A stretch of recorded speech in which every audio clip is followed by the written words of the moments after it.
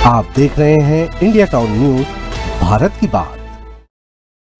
नमस्कार, आप देख रहे हैं इंडिया टाउन न्यूज और मैं हूं आपके साथ दिवाकर। आइए आज के इस सेगमेंट में बात करते हैं नेशनल कॉन्फ्रेंस के नेता उमर अब्दुल्ला के उस बयान की जिसने सियासी गलियारों में गर्मी बढ़ा दी है। जी हां, जम्मू कश्मीर के पूर्व मुख्यमंत्री और नेशनल कॉन्फ्रेंस के उपाध्यक्ष उमर अब्दुल्ला ने अपने घोषणा पत्र में ये ऐलान किया है कि जम्मू कश्मीर में नेशनल कॉन्फ्रेंस की सरकार बनने पर अनुच्छेद 370 और 35A फिर से बहाल की जाएगी। जिसके बाद बीजेपी ने उनके इस बयान पर पलटवार करते हुए इसे खोखला बताया है। क्या है पूरा मामला, आइए आपको विस्तार से बताते हैं।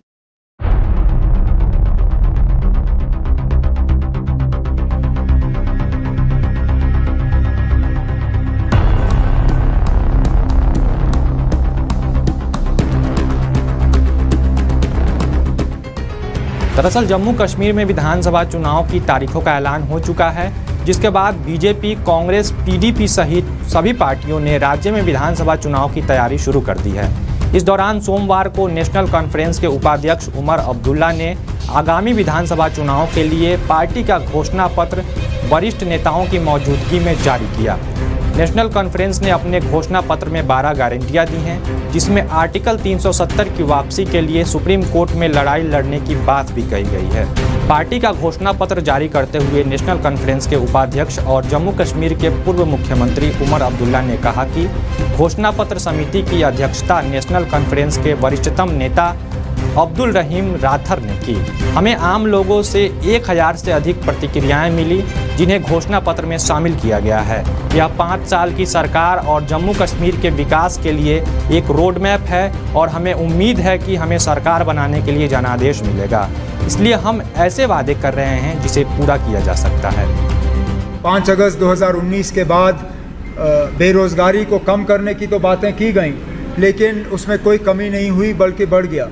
रिक्रूटमेंट में धांधली हुई, नौजवानों को नौकरियां मिली नहीं। राथर साहब और उनकी टीम ने इसमें बहुत मेहनत करके एक कॉम्प्रहेंसिव, इसमें हम यूथ के साथ वादे कर रहे हैं किस तरह हम अनएम्प्लॉयमेंट का जो प्रॉब्लम है उसको एड्रेस करने जा रहे हैं। वादा अगर हमने करना होता सिर्फ लोगों को अपने तरफ खींचने के लिए तो इस 200 को हम 1000 भी कर देते, लेकिन वो जम्मू कश्मीर के लिए मुमकिन नहीं होगा, वो लोगों के साथ धोखा होगा। बाकी पार्टियों के मुकाबले में हमारे मंशूर को तोलें और उसके बाद फैसला करें कि आने वाले 5 साल किसके हवाले किए जाने चाहिए।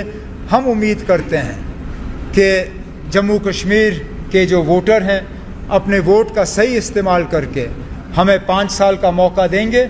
इसके अलावा नेशनल कॉन्फ्रेंस के मुख्य प्रवक्ता तनवीर सादिक ने कहा कि हमारी गारंटी सामान्य स्थिति बहाल करना है।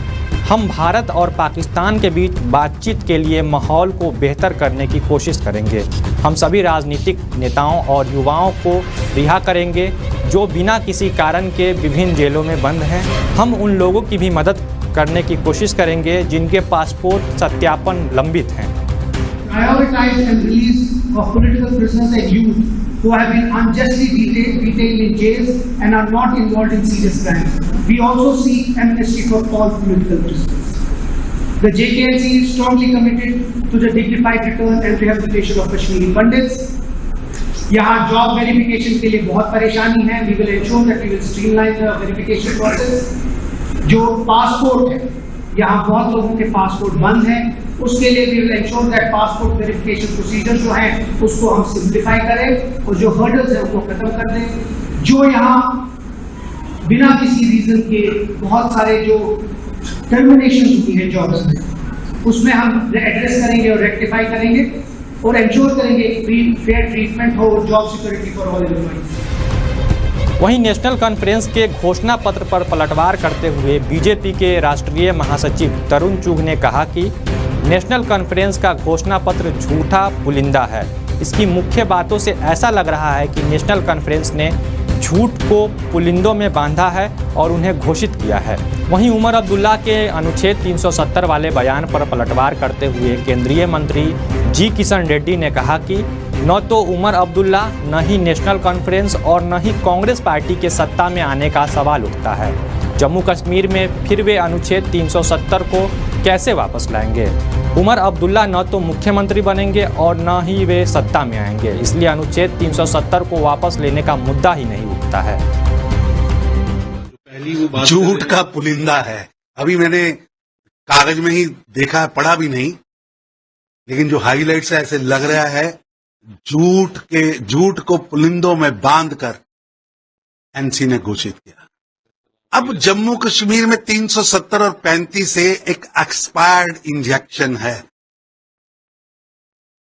पता नहीं अब्दुल्ला परिवार कौन से मुंगेरी लाल के हसीन सपने देखता है। जब देश के सर्वोत्तम पंचायत सदन ने 370 और 35 से तोड़ दिया, देश के न्यायालय ने उसे मान लिया और 370 और 35 से 2 विधान, 2 निशान, 2 प्रधान इतिहास का विषय था, दोबारा होने वाला नहीं है। इसलिए मुंगेरी लाल का हसीन सपना फारूक साहब, उमर साहब देखना बंद कर। एक विषय आपको बताना चाहता हूं, ना उमर अब्दुल्ला, ना नेशनल कॉन्फ्रेंस, ना कांग्रेस पार्टी सत्ता में आने का सवाल ही नहीं। तो 370 आर्टिकल वापस लेने का किधर होता है। इसलिए नेशनल कॉन्फ्रेंस हो, उमर अब्दुल्ला हो, ना मुख्यमंत्री बनेगा ना सत्ता में आएगा। इसलिए 370 आर्टिकल वापस लेने का मुद्दा ही नहीं उठता है।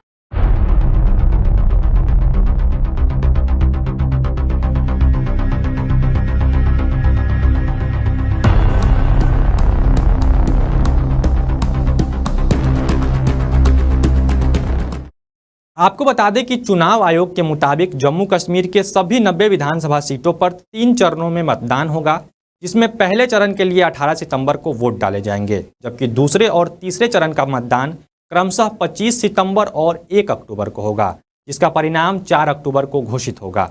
बता दें कि जम्मू कश्मीर में आखिरी बार विधानसभा चुनाव नवंबर-दिसंबर 2014 में हुआ था और अब अनुच्छेद 370 खत्म होने के बाद ये पहली बार जम्मू कश्मीर में विधानसभा चुनाव हो रहा है। अब देखना दिलचस्प होगा कि इस विधानसभा चुनाव में कौन सी पार्टी जीत की बाजी मारती है। आज के इस खास सेगमेंट में फिलहाल इतना ही। देश और दुनिया की बाकी तमाम खबरों के लिए आप देखते रहिए इंडिया टाउन न्यूज और मुझे दीजिए इजाजत। नमस्कार। आप देख रहे हैं इंडिया टाउन न्यूज, भारत की बात।